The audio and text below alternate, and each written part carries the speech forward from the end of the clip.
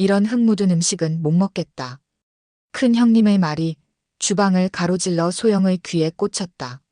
친정어머니가 정성껏 보내준 고구마가 형님들의 손에 의해 쓰레기통으로 던져지는 순간 소영의 인내심도 함께 부서졌다. 소영은 방금 전까지 씻고 있던 그릇을 내려놓았다.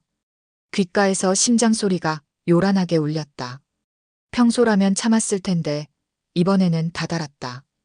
친정어머니가 밤새 캐서 보내준 그 고구마를 형님들은 겨우 1시간 전 잘 먹겠습니다라며 미소 지으며 받아갔었다. 주방 문을 열고 나가자 큰 형님 혜진과 작은 형님 원주가 주방 쓰레기통 앞에 서 있었다. 소영이 다가가자 두 사람은 화들짝 놀라 몸을 돌렸다. 어머 동서, 언제 왔어? 혜진의 표정이 순식간에 가식적인 웃음으로 바뀌었다. 소영은 대답하지 않고 쓰레기통으로 다가갔다. 친정어머니가 보내준 고구마 봉지가 그대로 버려져 있었다. 떨리는 손으로 고구마 봉지를 주워들었다. 형님들, 이게 뭐 하는 짓이죠? 소영의 목소리는 평소와 달리 차가웠다. 원주가 당황한 듯 헛기침을 했다. 아, 그게 냉장고에 좀 오래 있어서. 오래요? 오늘 아침에 받은 건데요? 소영의 눈에서 분노가 번뜩였다. 혜진이 어색하게 웃으며 끼어들었다. 아이고, 그런 시골 농산물은 상태가 안 좋을 수도 있잖아. 우리가 괜히 걱정해서. 소영은 더 이상 참을 수 없었다. 손에 든 고구마 봉지를 바닥에 내동댕이 쳤다. 봉지가 터지면서 고구마들이 바닥에 굴러다녔다. 시골 농산물요? 제 어머니가 밤새 캐서 보내주신 거예요. 형님들 앞에서는 잘 먹겠다면서 뒤에서는 이런 식으로. 그때 한옥 여사가 거실에서 들어왔다. 무슨 소리가 이렇게 나니? 소영은 울컥하는 감정을 억누를 수 없었다. 어머니, 형님들이 제 친정에서 보내준 고구마를 쓰레기통에 버렸어요. 흙 묻은 음식은 못 먹겠다면서요. 한옥 여사의 얼굴이 굳었다. 혜진과 원주는 당혹스러운 표정으로 서 있었다. 그게 정말이니? 한옥 여사가 두 며느리를 바라보며 물었다. 혜진이 변명하려 했지만 소영이 가로막았다. 제가 똑똑히 들었어요. 그리고 이뿐만이 아니에요. 제가 결혼한 이후로 형님들은 시골 출신이라고 저를 얼마나 무시해왔는지 아세요? 그동안 쌓아두었던 감정이 폭발했다. 소영은 명절 때마다 주방에 혼자 남겨진 일 형님들이 뒤에서 했던 비웃음, 모든 것을 털어놓았다. 한옥 여사는 충격을 받은 듯했다. 왜 이제야 말했니? 말해봤자 달라질 거라 생각하지 않았어요. 태준도 늘 형님들이 원래 그래라고만 하니까요. 마침 남편 태준이 회사에서 돌아왔다. 거실의 긴장감을 느꼈는지 멈칫거리며 물었다. 무슨 일이야? 한옥 여사가 한숨을 내쉬었다. 태준아, 내 형수들이 소영이에게 못되게 굴었다는구나. 넌 알고 있었니? 태준은 당황한 듯 소영을 바라봤다. 그게 형님들이 원래 성격이 좀 그래서. 소영은 남편의 말에 더 큰 배신감을 느꼈다. 아무 말 없이 현관문을 향해 걸어갔다. 어디 가니? 태준이 다급하게 물었다. 잠깐 바람 좀 쐬고 올게요. 소영의 목소리는 떨렸다. 문을 닫고 나오는 순간 소영은 눈물을 참을 수 없었다. 결혼 2년 차, 그녀는 이제야 자신이 얼마나 외톨이였는지 깨달았다. 소영이 돌아왔을 때 집안은 이상하게 조용했다. 신발장에 신발을 넣으며 고개를 들자 한옥 여사가 거실에 홀로 앉아 있었다. 형님들은 이미 돌아간 모양이었다. 들어왔구나. 한옥 여사의 목소리가 무겁게 들렸다. 소영은 조용히 고개를 숙여 인사했다. 눈이 부어 있을 테니 최대한 얼굴을 보이지 않으려 했다. 이리 앉아보렴. 한옥 여사가 소파를 두드렸다. 망설이던 소영은 천천히 시어머니 옆에 앉았다. 잠시 침묵이 흘렀다. 내가 미처 몰랐구나. 내가 그런 상처를 받고 있었을 줄은. 한옥 여사의 목소리에 진심이 묻어났다. 소영은 고개를 숙인 채 입술을 깨물었다. 끝내 눈물이 뺨을 타고 흘러내렸다. 아이고, 우리 며느리. 한옥 여사가 소영의 손을 잡았다. 내가 너무 잘난 며느리만 들어왔다고 자랑했더니 두 며느리가 질투했나 보다. 소영은 놀라서 고개를 들었다. 어머니가 저를 자랑하셨다고요? 당연하지. 야무지고 부지런한 우리 소영이를 왜 자랑 안 하겠니? 앞으로는 내가 잘 살펴볼게. 두 며느리한테도 단단히 말해놨으니 더는 그런 일 없을 거야. 소영은 조금 마음이 놓였다. 이런 위로의 말이 필요했던 것인지도 모른다. 태준이는 어디 갔어요? 소영이 물었다. 한옥 여사의 표정이 조금 굳었다. 방에 있어. 너무 화내지 마라. 원래 태준이는 어릴 때부터 형들 뒤에 숨어 다니던 애라. 소영은 억지로 웃어 보였다. 남편을 탓하는 건 어머니 앞에서 할 일이 아니었다. 다음 날부터 집안 분위기는 미묘하게 달라졌다. 혜진과 원주는 전화도 하지 않았고 태준도 평소보다 조심스럽게 행동했다. 일시적인 평화가 찾아왔다. 한 달이 지나 소영은 시어머니 생신을 맞아 정성껏 요리를 준비했다.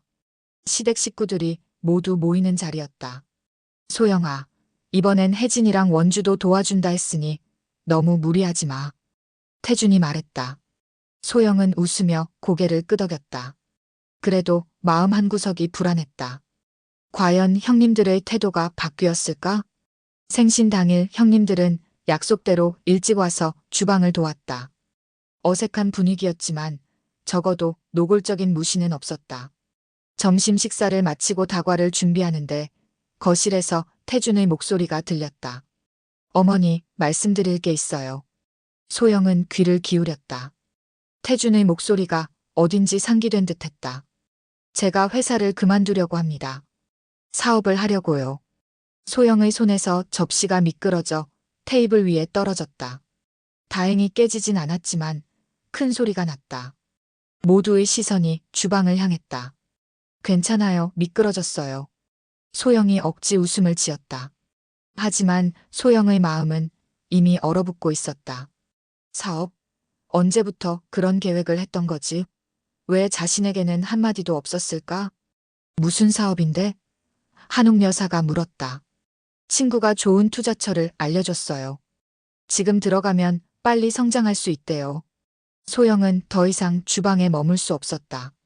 접시를 내려놓고 거실로 나갔다.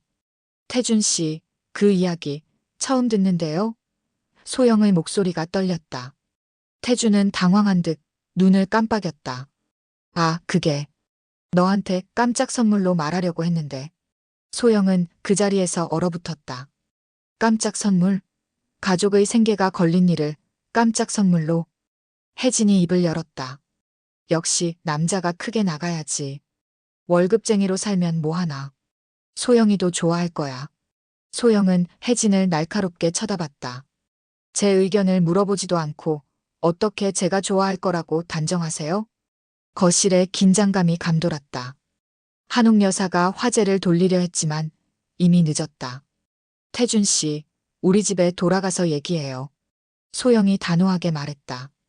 그날 밤 집으로 돌아온 두 사람 사이에 폭풍이 몰아쳤다. 태준은 이미 퇴직 서류를 제출했고 적금까지 해지한 상태였다. 모든 결정이 이미 내려진 뒤였다. 어떻게 나한테 한마디 상의도 없이 이런 결정을 내릴 수 있어? 소영이 울부짖었다. 너 놀랄까봐. 그리고 분명 성공할 거야. 내 친구가 보증했어. 소영은 그 순간 남편을 완전히 낯설게 느꼈다. 이것이 그녀가 사랑하고 믿었던 사람이었나? 투자금 사기래. 태준의 창백한 얼굴에서 마지막 희망마저 사라졌다. 한 달 전 큰소리치며 시작한 사업은 결국 사기꾼의 덫이었다. 적금을 깨고 모은 돈 3천만 원이 한순간에 날아간 것이다. 소영은 식탁에 앉아 멍하니 바닥만 바라봤다. 분노할 기력도 없었다. 아이가 자고 있는 방을 힐끗 바라보고는 한숨만 내쉬었다. 어떻게 확인도 안 하고 그렇게 큰 돈을 맡길 수 있어. 소영의 목소리는 체념한 듯 무겁게 가라앉았다. 태준은 머리를 감싸쥐고 신음했다. 내가 잘못했어. 너무 믿었어. 그 친구를. 이제 어떻게 할 거야? 우리 통장에 남은 돈 얼마 안 돼.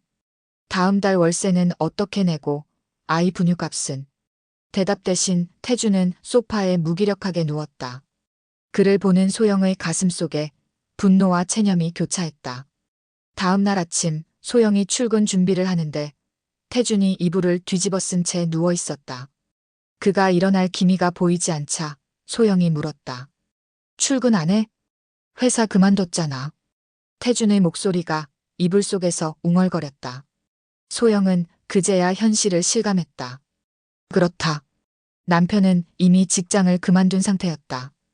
이제 가정의 생계는 전적으로 자신의 어깨에 달려 있었다. 시간이 흐를수록 상황은 악화되었다. 결국 월세를 내지 못해 더 작은 집으로 옮겨야 했다. 그마저도 버거워지자 한옥 여사의 제안으로 시댁으로 들어가게 되었다. 괜찮아, 소영아. 우리 집 충분히 넓으니까. 태준이도 정신 차릴 때까지 좀 도와주마. 한옥 여사의 위로에 소영은 그저 고개를 끄덕일 뿐이었다. 시댁에 들어간 첫날부터 분위기는 어색했다. 혜진과 원주는 찾아와 겉으로는 위로했지만 눈빛에서 깊은 조소가 느껴졌다. 역시 월급쟁이가 사업은 안 되는 법이지. 우리 남편은 처음부터 사업가 기질이 있어서 잘 됐나 봐. 혜진의 말이 소영의 가슴을 찔렀다. 원주도 가세했다. 돈이 없으면 몸으로 때우는 수밖에. 소영이 열심히 벌어야지 뭐. 소영은 입술을 깨물며 참았다. 지금은 시어머니의 도움이 절실한 때였다. 밤이면 태주는 술에 취해 돌아왔다. 그런 날이면 소영은 아이를 데리고 작은 방으로 피했다. 남편의 무기력함과 자책, 그리고 가끔씩 터져나오는 화를 감당할 수 없었다. 왜 나를 원망하는 눈으로 쳐다봐. 나도 속은 거라고. 태준의 취기 어린 고함에 아이가 울음을 터뜨렸다. 소영은 아이를 달래며 속으로 울었다. 어쩌다 이렇게 됐을까? 한때는 다정하고 유쾌했던 남편, 서로 의지하며 행복했던 그 시간들은 어디로 사라진 걸까? 어느 날 소영은 직장 선배인 미경과 만났다. 오랜만에 속마음을 털어놓을 수 있는 사람을 만나자 소영은 참았던 눈물을 쏟아냈다. 어떻게 견디고 있는 거야? 미경이 소영의 손을 꼭 잡았다. 견딜 수밖에 없잖아. 아이도 있고. 미경은 잠시 생각에 잠겼다가 결심한 듯 입을 열었다. 소영아, 내가 제안하고 싶은 게 있어. 내가 만두 가게를 하나 차리려고 하는데 같이 하지 않을래? 소영은 의아한 표정으로 미경을 바라봤다. 만두 가게요? 응. 너 손맛 좋잖아. 내가 만든 만두 맛있다고 회식 때마다 다들 칭찬했잖아. 자본금은 내가 대고 너는 솜씨로 참여하는 거야. 소영은 잠시 생각에 잠겼다. 평생 직장인으로만 살아온 자신이 갑자기 가게를 한다니. 하지만 이대로라면 언제까지고 시댁의 눈치를 보며 살아야 했다. 어떨 것 같아? 미경이 다시 물었다. 소영의 눈에 작은 희망의 불빛이 켜졌다. 해볼게요. 제가 할 수 있는 데까지 최선을 다해볼게요. 그날 밤 소영은 태준에게 만두가게 이야기를 꺼냈다. 태준은 처음에는 반대했다. 너 혼자 어떻게 가게를 해? 힘들어서 못할 텐데. 지금보다 더 힘들 순 없을 것 같아. 해보고 싶어. 내가 할 수 있는 일로 우리 가족을 지키고 싶어. 태준은 한참을 말없이 소영을 바라보다가 고개를 떨궜다. 알았어. 해봐. 어차피 내가 뭐라 할 처지도 아니고. 소영에게 새로운 길이 열렸다. 그것은 절망 속에서 찾아낸 작은 희망의 불씨였다. 작은 만두가게 문을 처음 열던 날, 소영의 손은 떨리고 있었다. 미경이 내어준 작은 공간, 겨우 4개의 테이블이 놓인 이곳이 이제 소영의 새로운 전장이 될 것이었다. 괜찮아, 소영아. 내 만두 맛 알아주는 사람들이 많아. 입소문 타면 금방 손님들 늘어날 거야. 미경이 소영의 어깨를 토닥였다. 소영은 깊게 숨을 들이마셨다. 아침 5시부터 일어나 준비한 만두소, 직접 밀어낸 만두피, 모든 것이 그녀의 정성이 담긴 결과물이었다. 첫날은 예상보다 손님이 많지 않았다. 하지만 소영은 한 그릇 한 그릇 정성을 다해내었다. 퇴근 무렵 겨우 10명 남짓한 손님이 다녀갔을 뿐이었다. 생각보다 적네. 소영이 한숨을 내쉬었다. 미경은 웃으며 고개를 저었다. 첫날부터 붐비면 오히려 이상한 거야. 천천히 자리 잡으면 돼. 집에 돌아오니 태주는 소파에 누워 텔레비전을 보고 있었다. 아이는 옆에서 혼자 놀고 있었다. 어땠어? 태준이 무심히 물었다. 그냥. 첫날이라 그런지 손님이 많진 않았어. 소영은 지친 기색을 감추려 애썼다. 역시 쉽지 않을 것 같은데. 소영은 태준의 부정적인 말에 더 이상 대꾸하지 않았다. 가방을 내려놓고 아이를 안아 올렸다. 우리 아가, 엄마 보고 싶었지? 배고프지? 시간이 흐르면서 가게는 조금씩 자리를 잡기 시작했다. 소영의 만두 맛을 본 손님들이 다시 찾아왔고 입소문을 타기 시작했다. 일주일, 2주일, 한 달이 지나면서 가게는 점심시간이면 자리가 다 찰 정도로 바빠졌다.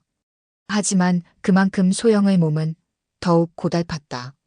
새벽에 일어나 만두소를 준비하고 가게에서 종일 서서 일하고 집에 돌아와서도 아이를 돌봐야 했다.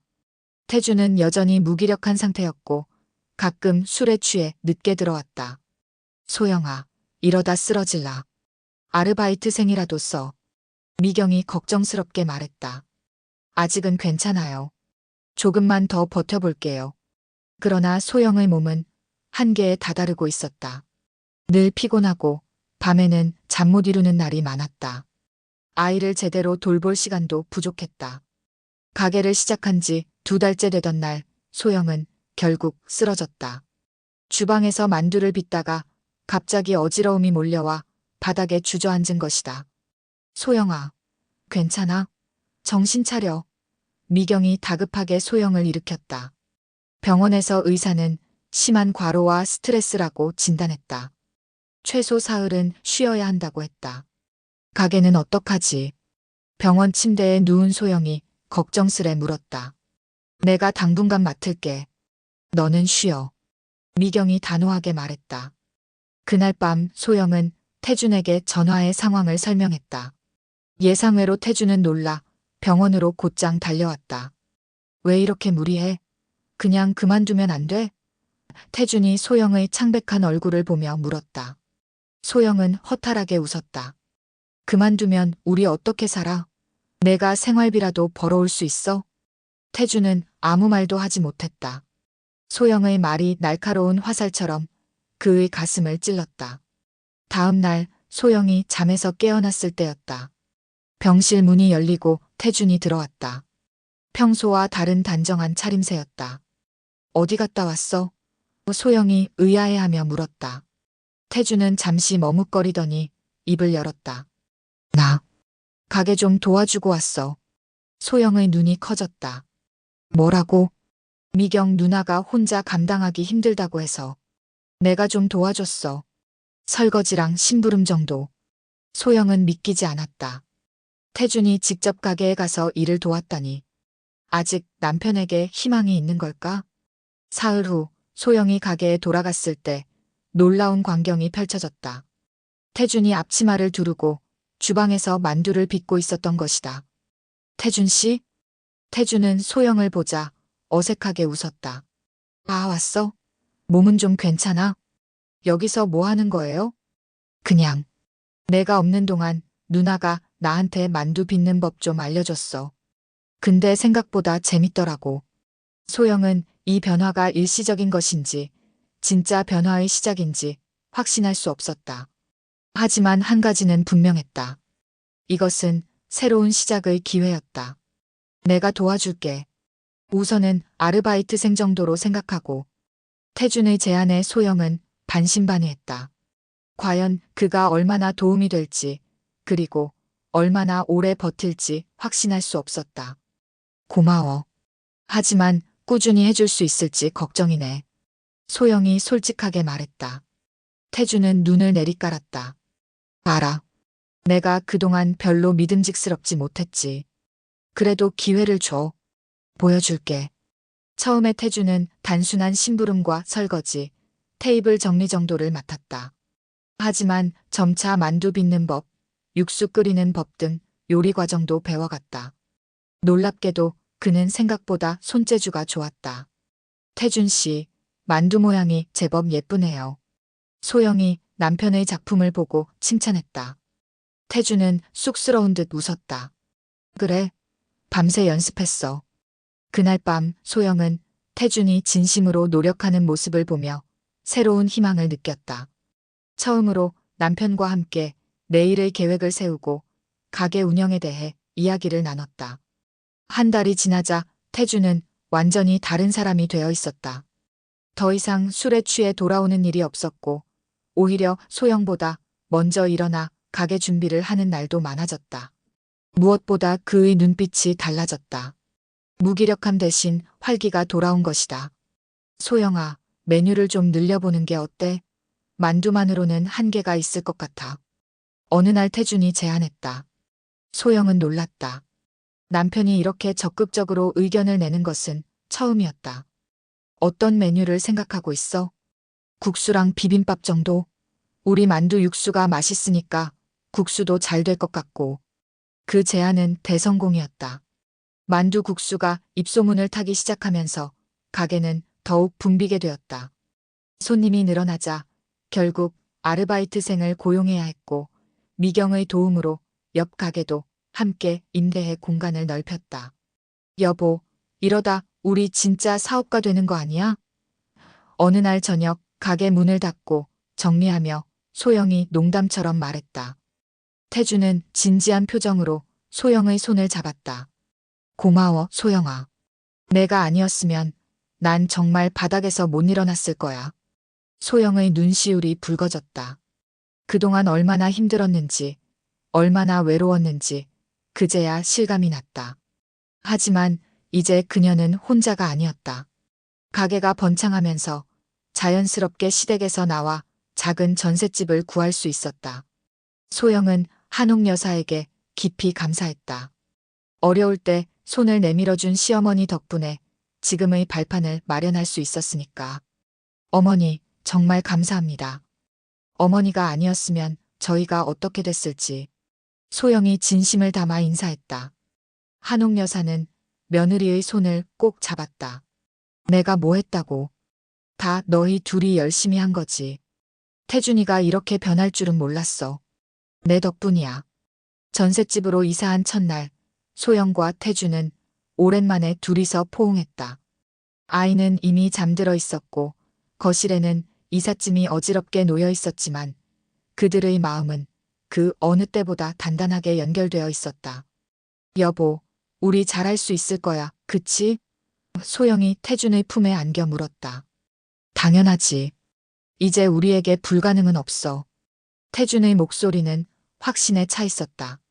1년이 지나자 만두가게 소영이네는 동네에서 꽤 유명한 맛집이 되었다. 소영과 태준은 직원을 3명이나 고용할 정도로 사업을 확장했고 둘의 호흡도 완벽해졌다. 태준은 주방을, 소영은 홀과 경영을 맡아 분담했다. 그러던 어느 날 오랫동안 소식이 없던 혜진과 원주가 가게를 찾아왔다. 화려한 옷차림의 두 사람은 입구에서부터 주변을 둘러보며 놀란 표정을 지었다. 어머, 여기가 소영이 가게야? 생각보다 괜찮네. 혜진의 목소리에는 여전히 미묘한 깔보는 톤이 묻어 있었다. 소영은 미소를 지으며 그들을 맞았다. 어서 오세요, 형님들. 오랜만이네요. 아이고, 이게 누구야? 우리 동서가 사장님이 됐네. 혜진이 억지 웃음을 지으며 소영에게 다가왔다. 예전과 다른 점이 있다면 그녀의 목소리에 약간의 긴장감이 묻어 있다는 것이었다. 소영은 침착하게 웃으며 두 형님을 테이블로 안내했다. 여기 앉으세요. 오늘 신메뉴 나왔는데 한번 드셔보세요. 원주가 눈을 동그랗게 뜨고 주변을 둘러봤다. 와, 생각보다 손님이 많네. 장사 잘 되나 보네. 네, 덕분에요. 그동안 어떻게 지내셨어요? 소영이 메뉴판을 건네며 물었다. 혜진과 원주는 서로 눈길을 주고받더니 미소를 지었다. 하지만 그 웃음 뒤에 무언가 숨겨진 것 같았다. 잘 지냈지 뭐. 우리 남편 사업도 잘 되고. 혜진이 말했지만 어딘가 설득력이 부족했다. 소영은 주방으로 들어가 태준에게 형님들이 왔다고 알렸다. 태준은 잠시 당황했지만 곧 고개를 끄덕였다. 내가 직접 만들어 볼게. 오랜만에 보는 거니까. 소영은 남편의 달라진 모습에 미소 지었다. 더 이상 형님들 앞에서 움츠러드는 태준이 아니었다. 특별 만두 세트와 국수를 준비해 나갔을 때 혜진과 원주는 수군거리며 이야기를 나누고 있었다. 소영이 다가가자 갑자기 말을 멈추었다. 여기 맛있는 거 나왔습니다. 남편이 직접 만든 거예요. 소영이 음식을 내려놓았다. 태준이가 요리를 한다고? 원주가 놀란 표정을 지었다. 그때 태준이 주방에서 나와 형님들에게 인사했다. 깔끔한 셰프복을 입은 그의 모습은 예전의 무기력했던 남동생과는 완전히 달라 보였다. 형님들, 오랜만이에요. 맛있게 드세요. 태준의 목소리에는 자신감이 넘쳤다. 혜진과 원주는 어색하게 웃으며 음식을 맛보았다. 그들의 표정이 순식간에 밝아졌다. 어머, 이거 정말 맛있네. 태준이가 이런 솜씨가 있었어? 혜진이 감탄했다. 식사를 마칠 때쯤 원주가 조심스럽게 이야기를 꺼냈다. 소영아, 우리가 너한테 할 말이 있어서 왔어. 소영은 의아한 표정으로 바라봤다. 무슨 말씀이세요? 혜진이 목을 가다듬었다. 사실, 우리가 요즘 좀 어려워. 혹시, 우리도 너희 가게에서 일할 수 있을까? 소영은 놀라서 말을 잇지 못했다. 한때 그녀를 깔보고 무시했던 형님들이 지금 일자리를 부탁하고 있었다. 원주가 급하게 덧붙였다. 동서 이참에 우리 모임 나와. 부동산 투자 모임인데 동서도 배워야지. 소영은 그제야 상황을 이해했다. 형님들은 투자에 실패해 어려움을 겪고 있는 것이다. 그럼에도 여전히 허세를 부리고 있었다. 소영은 잠시 생각하다가 미소 지었다. 형님들한테 드릴 말씀이 있어요. 이 순간을 위해 얼마나 기다렸는지 모른다. 하지만 소영은 복수심보다는 사실을 직시하게 해주고 싶었다. 시어머니께 유산 요구하신 것, 다시는 그런 말 안 나오게 해주세요. 다음엔 법적으로 대응할 겁니다. 혜진과 원주의 얼굴이 하얗게 질렸다. 한옥 여사가 그들의 행동을 소영에게 알렸다는 사실에 충격을 받은 듯했다. 그게 어떻게? 혜진이 말을 더듬었다. 어머니께서 이미 유언장을 작성하셨어요. 재산 대부분을 기부하시기로 했고요. 형님들이 어머니를 괴롭힌다는 걸 알게 됐어요. 원주가 눈물을 글썽였다. 우리가 사실은 정말 어려워. 남편 사업이 부도나고. 소영은 그들의 신발을 보았다. 한때 명품 구두만 고집하던 형님들이 이제는 낡고 다른 신발을 신고 있었다. 소영은 자신의 깔끔한 신발을 벗어 그들에게 밀어주었다. 이거라도 신으세요. 빈티 안 나게. 혜진과 원주는 놀란 표정으로 소영을 바라봤다. 그들이 한때 소영에게 했던 말을 그대로 돌려받은 것이다. 소영은 숨을 깊게 들이마셨다. 형님들, 우리 가게에서 일하실 수 있어요. 하지만 조건이 있어요. 더 이상의 허세도 남 깔보는 것도 없어야 해요. 우리는 모두 동등한 사람들이니까요. 혜진과 원주는 눈물을 참지 못하고 고개를 숙였다. 그들의 교만은 이제 바닥에 떨어진 후였다. 태준이 다가와 소영의 어깨에 손을 얹었다. 여보, 고마워. 내 누나들에게도 기회를 주다니. 소영은 남편을 바라보며 미소 지었다. 우리도 기회를 받았으니까. 이젠 그 기회를 나눌 차례야. 형님, 그건 그렇게 하시면 안 돼요. 손님들은 항상 존중받아야 해요. 소영의 단호한 목소리에 혜진은 어색하게 웃으며 고개를 숙였다. 가게에서 일한 지 한 달 혜진은 여전히 손님을 대하는 태도가 고압적이었다. 아이고, 미안해. 습관이 잘 안 바뀌네. 혜진이 머쓱하게 웃었다. 소영은 참을성 있게 형님들을 가르쳤다. 원주는 비교적 적응이 빨랐지만 혜진은 여전히 자신이 사장 형님이라는 착각에서 벗어나지 못했다. 여기서는 제가 사장이에요. 형님들은 직원이고요. 업무 시간에는 존댓말로 호칭해주세요. 소영이 부드럽지만 단호하게 말했다. 혜진의 얼굴이 붉어졌다. 한때 며느리들 중에서 막내였던 소영에게 이런 말을 듣는 것은 쉽지 않았을 것이다. 하지만 그녀도 현실을 직시하기 시작했다. 네, 사장님. 앞으로 조심하겠습니다. 혜진의 목소리에 진심이 묻어났다. 점차 형님들은 가게 일에 적응해 갔다. 원주는 손님 응대에 타고난 재능이 있었고 혜진은 의외로 꼼꼼해서 장부 정리를 맡게 되었다. 처음에는 서로 어색했지만 시간이 흐르면서 진정한 동료가 되어갔다. 어느 날 저녁 가게 문을 닫은 후 소영은 형님들과 함께 차를 마시며 이야기를 나눴다. 저기, 소영아. 아니, 사장님. 혜진이 조심스럽게 말을 꺼냈다. 정말 미안해. 그동안 우리가 얼마나 잘못대했는지 이제야 알겠어. 원주도 고개를 끄덕였다.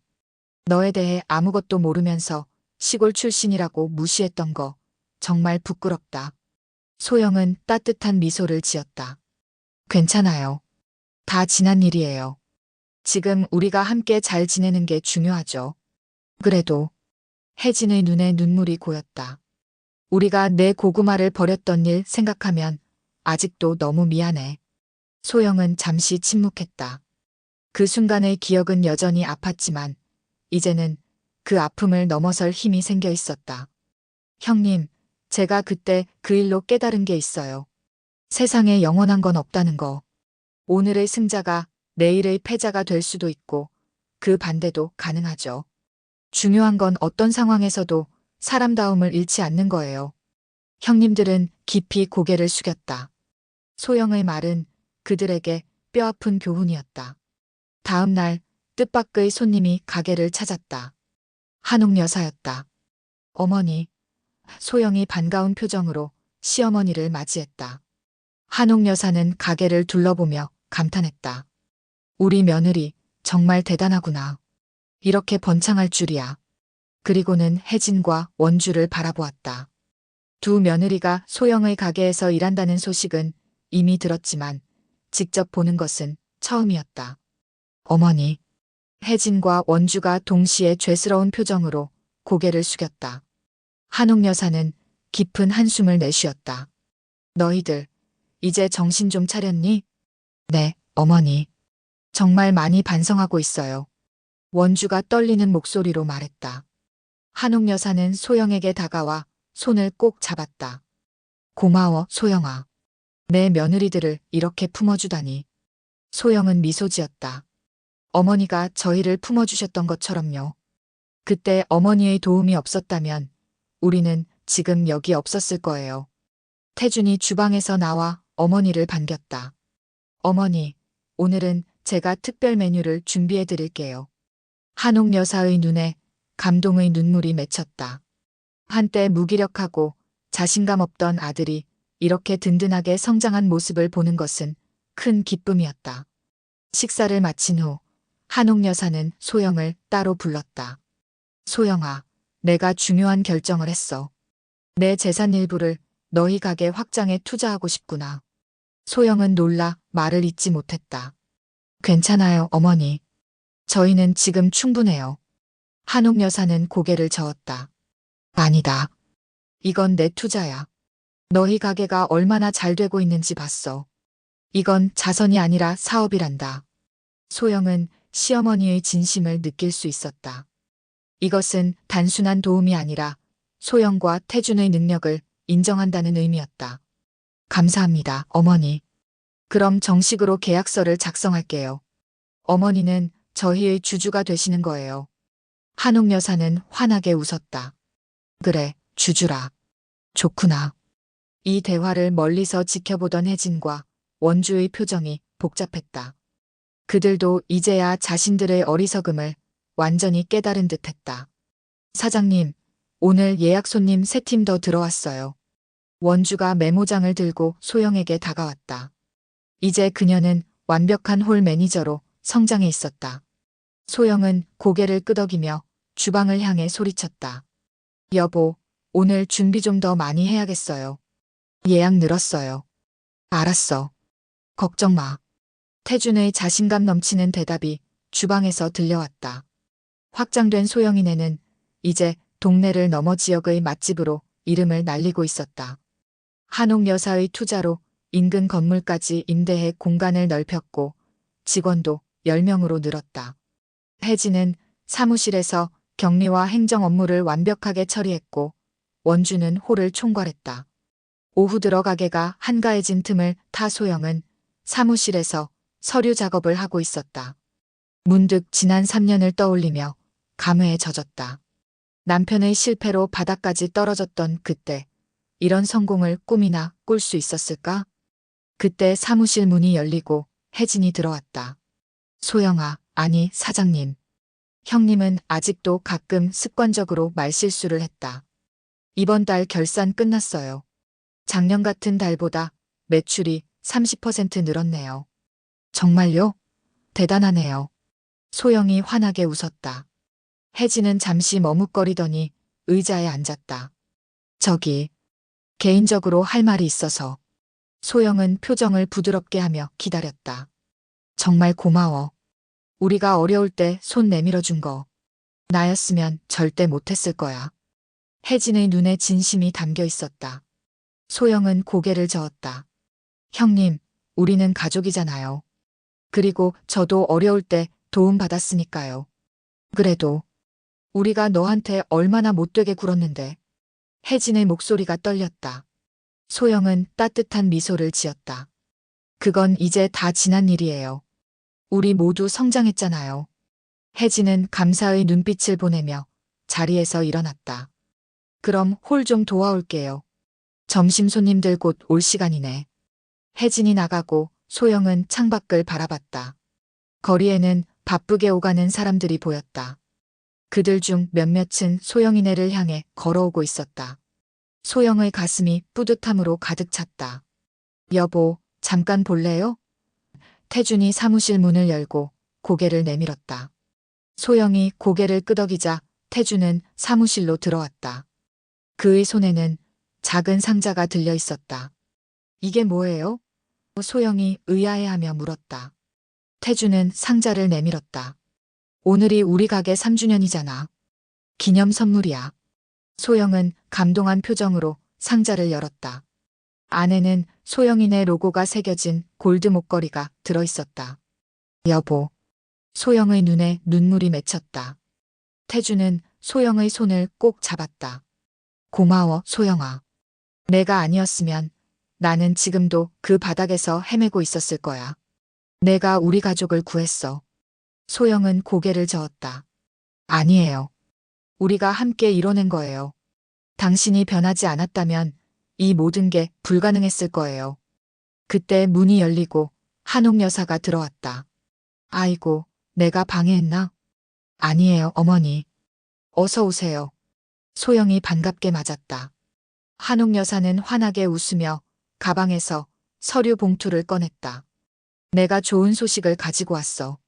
우리 가게 프랜차이즈 허가가 나왔대. 태준과 소영은 놀란 표정으로 서로를 바라봤다. 한옥 여사는 이미 몇 달 전부터 프랜차이즈화를 추진하고 있었지만 이렇게 빨리 허가가 날 줄은 몰랐다. 정말요? 어머니 대단하세요. 소영이 감격해 외쳤다. 태준도 기쁨을 감추지 못했다. 어머니, 정말 감사합니다. 어머니가 안 계셨으면 이런 큰 꿈은 꿀 수도 없었을 거예요. 한옥 여사는 손사래를 쳤다. 내가 뭐 했다고. 다 너희들이 열심히 한 거지. 나는 그저 뒤에서 밀어줬을 뿐이야. 그때 사무실 문이 다시 열리고 원주가 얼굴을 내밀었다. 저기 혹시 저 이야기 좀 들어도 될까요? 소영이 웃으며 고개를 끄덕이자 원주가 들어왔다. 그녀의 뒤로 혜진도 따라 들어왔다. 무슨 일이에요, 형님들? 소영이 물었다. 원주와 혜진이 서로 눈길을 주고받더니 원주가 입을 열었다. 우리가 생각해 본 건데 프랜차이즈 첫 지점을 우리가 맡아도 될까? 소영은 놀라운 표정으로 형님들을 바라봤다. 한때 그녀를 무시하고 깔봤던 형님들이 이제는 그녀의 브랜드 아래에서 일하겠다고 제안하고 있었다. 정말요? 형님들이? 혜진이 진지한 표정으로 고개를 끄덕였다. 우리가 이제 사업의 맛을 좀 알 것 같아. 그리고 너희에게 많이 배웠으니까. 소영은 감동스러운 표정으로 태준을 바라봤다. 태준도 동의의 눈빛을 보냈다. 물론이죠. 우리 가족이 함께 하는 거잖아요. 한옥 여사의 눈에도 기쁨의 눈물이 고였다. 이렇게 우리 가족이 하나가 되다니 정말 행복하구나. 그날 저녁 소영이네는 특별히 일찍 문을 닫았다. 가족들과 직원들이 모두 모여 3주년과 프랜차이즈 허가를 축하하는 자리였다. 소영은 모두가 모인 자리에서 건배사를 했다. 모두의 노력으로 여기까지 왔습니다. 앞으로도 함께 더 멀리 나아가길 바랍니다. 잔이 부딪히는 소리와 함께 환한 웃음이 퍼졌다. 소영은 남편과 아이, 시어머니, 그리고 이제는 진정한 가족이 된 형님들을 바라보며 가슴이 따뜻해짐을 느꼈다. 과거의 상처는 이제 모두 치유되었고 새로운 시작을 향한 문이 활짝 열려 있었다. 소영은 깨달았다. 진정한 성공은 돈이 아니라 서로를 존중하고 배려하는 마음, 그리고 어려울 때 함께 손을 잡아주는 가족의 힘에서 온다는 것을. 우리가 이겼네요, 여보. 소영이 태준의 귓가에 속삭였다. 태준은 따뜻한 미소를 지으며 소영의 손을 꼭 잡았다. 응, 돈도 지키고 사람도 지켰어. 우리는 진짜 승자야.